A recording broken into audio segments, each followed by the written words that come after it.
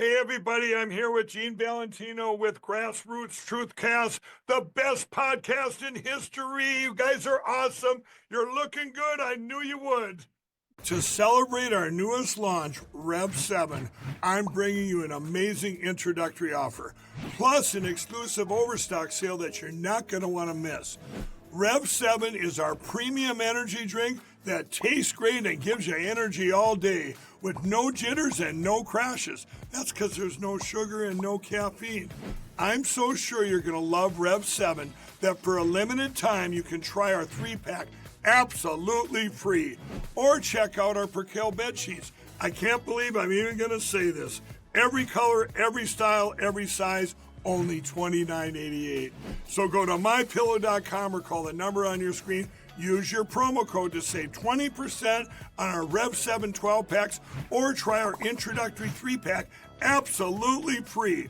And our Percale bed sheets, all sizes only $29.88, even the queens and kings. Inventory is extremely limited, so order now. Welcome back. I'm T.W. Shannon in for Rita Cosby. It's big, it's beautiful, and well, now it is the law of the land. We know that President Trump recently signed in the big, beautiful bill, which includes tax cuts, energy independence, national security, and more money in your pockets. Joining us now as an advisor to President Trump, he's also the author of the best-selling book, The Return, Trump's Big 2024 Comeback, Dick Morris. Also with us is GOP political strategist and insider, as well as the host of Grassroots Truthcast podcast, Gene Valentino. Welcome, gentlemen. Hi. Good. Hello. Gene, I'm going to start with you. Now, we know President Trump, it's just incredible what he's accomplished in just 6 months. In your opinion, what does the passing of the big, beautiful bill mean for his legacy? Is he cemented as the greatest negotiator in all time? Well, this has been a quantum effort that it has shown its poison. You lift the Pandora's box open and you see so much more. The start is what you just reported, TW, the fraud, the waste and abuse. But Tom Basile this morning on a different show on Newsmax was talking about $300 billion of additional fraud that's now been revealed. The big, beautiful bill, to answer your question, opens the door for a process that now lets us get back to what Donald Trump and Elon Musk initiated. And that's the DOGE effort that will be part and parcel of every future budget process, and hopefully allows us to, after we clean up the mess, allows us to get to a true balanced budget process going forward in this nation. Yeah. So this deceit, TW, this charade, this masking of expenses is no longer, it's not what the American people bought into. No, I think you're right. Now, Dick, we know President Trump is expecting a lot of great things for our Americans. Listen in, and I want to get your take on it. There could be no better birthday present for America than the phenomenal victory we achieved just hours ago when Congress passed the one big, beautiful bill to make America great again. With this bill, every major promise I made to the people of Iowa in 2024 became a promise kept. Dick, you talk about promises made, promises kept. What's your take on the president's remarks there? Well, he's absolutely true. It's every single item in his second-term agenda is in that bill. I think that there's a larger context, though. You know, Mark Twain once said there are two things people should never see: a law being passed and a sausage being made. But this is an exception to it. This is like watching a show on the Cooking Channel, where you see the most elaborate, beautiful wedding cake being assembled piece by piece.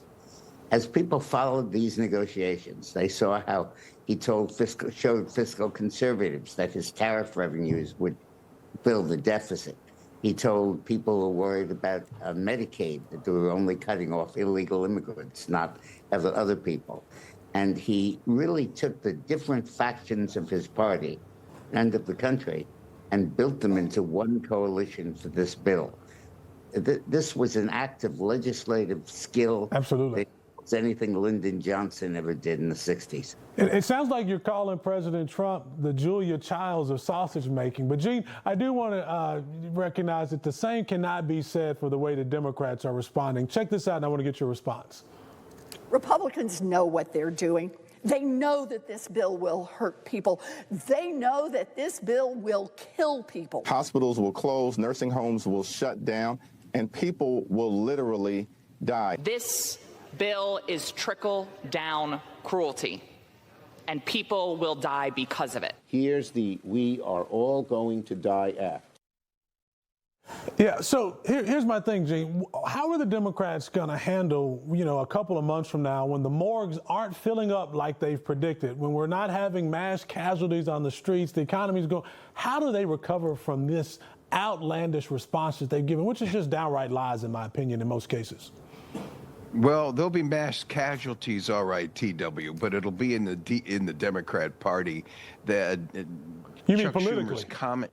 Yeah, that's what I mean. Yeah. That's excuse me. That's what I mean. Politically, you're going to see the biggest upheaval in the political format of the United States Congress. Midterm elections will show, hopefully, a supermajority in the House of Representatives, if not the Senate.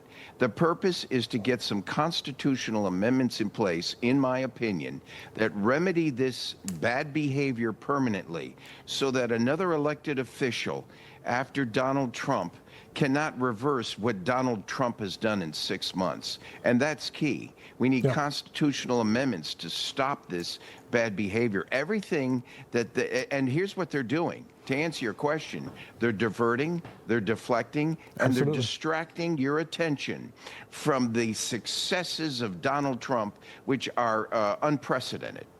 Yeah, it's incredible to watch. This bill has been an interesting exercise in this real political savvy of Donald Trump. And we can't say enough about Speaker Johnson, too.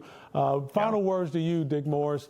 What do the Republicans do next? So much of the president's agenda was accomplished here. What do you think is next in the final 20 seconds? Well, I think that ultimately what Trump is doing is transferring the things from taxing Americans to taxing foreigners with tariffs and but making them pay for access to the American market. And I think that process is still going on. Companies are still coming to the United States and locating their headquarters here because it's cheaper and better to be here than to import to here. And I think that's a sea change in American policy and in what the environment's going to hold for us. Such a good point. Dick Morris, Gene Valentino, I don't think the American people are tired of winning yet, but I think we're closer than we've ever been. Thank you both so much, gentlemen. Thank you. Thank you.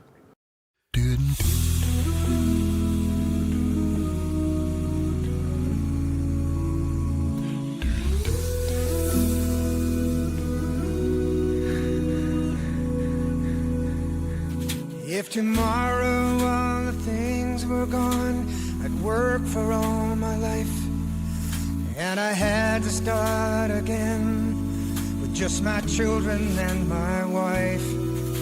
I thank my lucky stars to be living here today, where the flag still stands for freedom, and they can't take that away.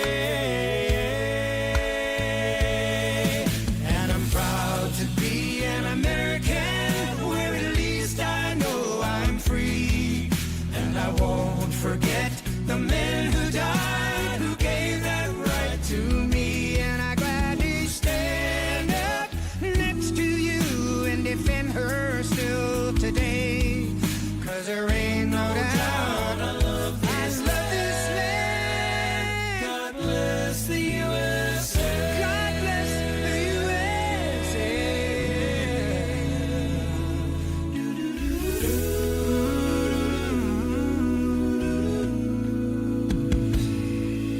From the lakes of Minnesota to the hills of Tennessee, across the plains of Texas, oh, from sea to shining sea, from Detroit down to Houston, and New York to LA, where there's pride in every American heart, and it's time we stand and say,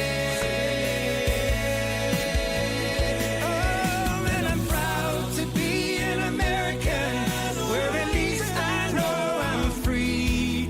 And I won't forget the men who died, who gave that right to me.